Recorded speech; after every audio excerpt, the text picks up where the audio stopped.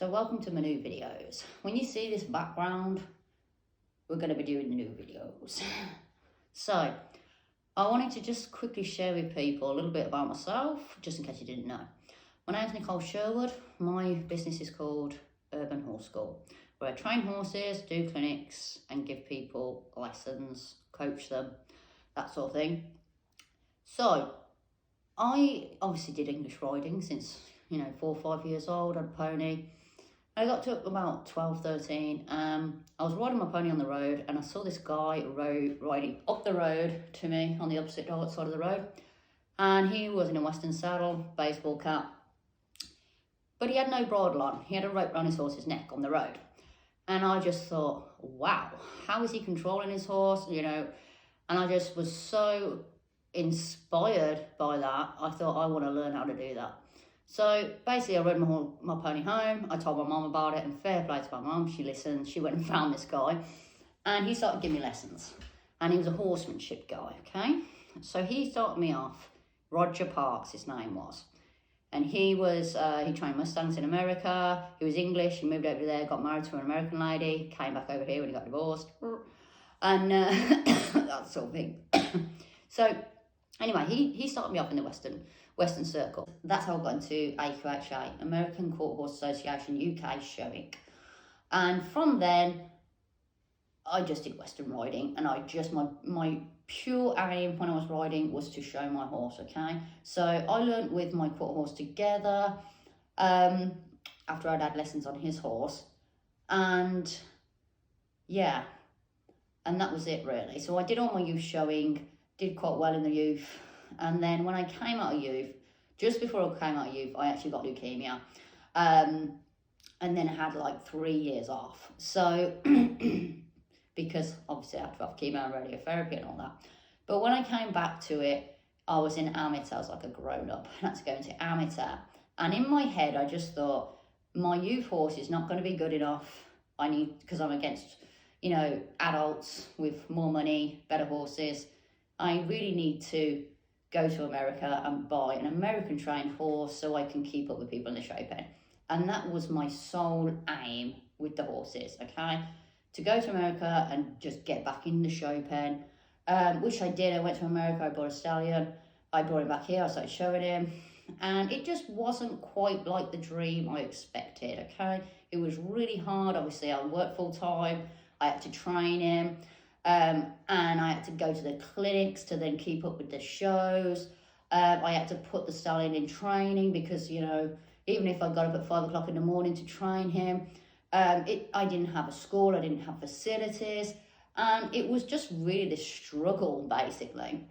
And then what really pushed me over the edge with it, that really put the final nail in the coffin, if you like, is the stallion that I loved, and he was my dream horse, and I was living my dream. He died. And it really hit hard on me because I thought, what is the world trying to say to me? Because I've done all this stuff, I'm working hard, I'm in the show, but I'm doing what I wanted to do, for so many years, and then he dies. My dream dies, basically. And it took me a while to get over that, because I thought to myself within the year, I didn't want another horse. I was totally heartbroken. I still rode. I rode other people's horses.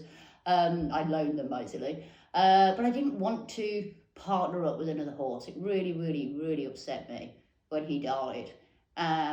Just because I just felt like, well, I'm trying to live my dream and it's died. My dream's died, the horse has died, what do I do now? Do I go back to America and do the whole thing again, spend the money, spend the time, and put myself out there?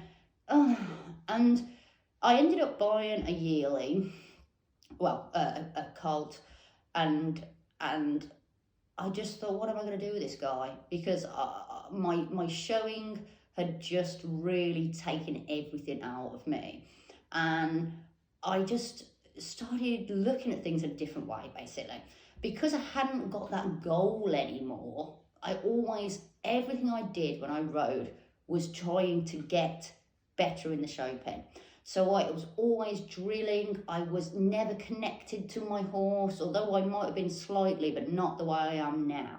And it made me, because I'd forgotten about my end goal, I was just present in the moment when I was with the horse, riding him, training him. Things just started happening that just amazed me, okay? Maybe I just never noticed them before, but maybe it was because I wasn't sort of expecting things of the horse like I was before. I wasn't really putting myself under pressure or the horse under pressure to achieve these goals that I'd really set in stone for myself. And one silly thing that happened to me that I remember that really made me think, oh, that's strange, why did that happen? Was I'd just broken Money Pit in, and Money Pit is the horse I'm talking about, and the horse I have now, the guy with the white face and the blue eyes. And he's 7 now, so this was a good few years ago, this happened. So I was in the field, and I was lunging him, and he'd got all his tack on, and I was just real loose in my hands, and the rope slid out my hands, okay? So he's fully tacked, he was in the bow, all tied to the saddle, and I thought, oh no, he's going to run up the field, and while my bow's on, he's just going to leg it now, because that's what I assumed, you know. I'm not saying that had happened to me before, but that's what usually happens, isn't it? When they get away from you, they run off. And it was really funny, because then he realised that I wasn't on the end of the rope, and instead of running off, he turned round and walked straight back to me. And I thought, wow, I wasn't expecting that. So silly things like that has happened to me with the horses that are really unexplainable, when I really thought that the opposite and extreme thing would happen, that they'd want to get away from me, for some reason. So yeah, so things like that has really made me think, why did that happen? Why did he want to come to me instead of run off to the other horses? And it just made me change my way of thinking. But I think mainly, like I said, it's because I haven't got an intention. I'm not particularly aiming for anything. I'm just present with the horse. I'm working on what we've got to do at the present time. Whatever problem is there, whether I get on and he needs suppling, or I'm walking him and he isn't walking right, isn't trotting right, whatever. So I started being a lot more present, which is not thinking about the future and not thinking about the past. It's just being where you are and doing exactly what's happening at the time and viewing it as it is. So that's a big thing I realised. The second thing that was quite interesting, so I started to break him in and do all this stuff with him, but I did want to take him in the show pen, but I didn't put as much pressure as I was doing before. So I had a physio out to him, and the lady said to me, I showed him some videos of me riding him, and she said, you're not riding him right. And I said, what do you mean? And at first, my ignorance would said in the back of my head, like, what do you know? You don't do Western, you're English rider, blah, blah, blah. But it really planted this seed in my head, and I could not get her words out of my head. So a couple of days later, I texted her, and I asked her what she meant, basically. And she said, well, your legs are in front of you. Remember, I'd always done reining, okay? So when, your legs are in front of you because you've got to stop, and it's just, I'd been to all these clinics. I'd had my Western show training, and none of this was ever mentioned to me on body position or anything like this. And when she mentioned this to me, she said, you're not sitting in balance with the horse, you're not going with the horse well. And I was really, not offended, is not the word, but I was just like, what? No, in the last over 10 years, no one has ever mentioned to me when I'm paying for these clinics, this thing.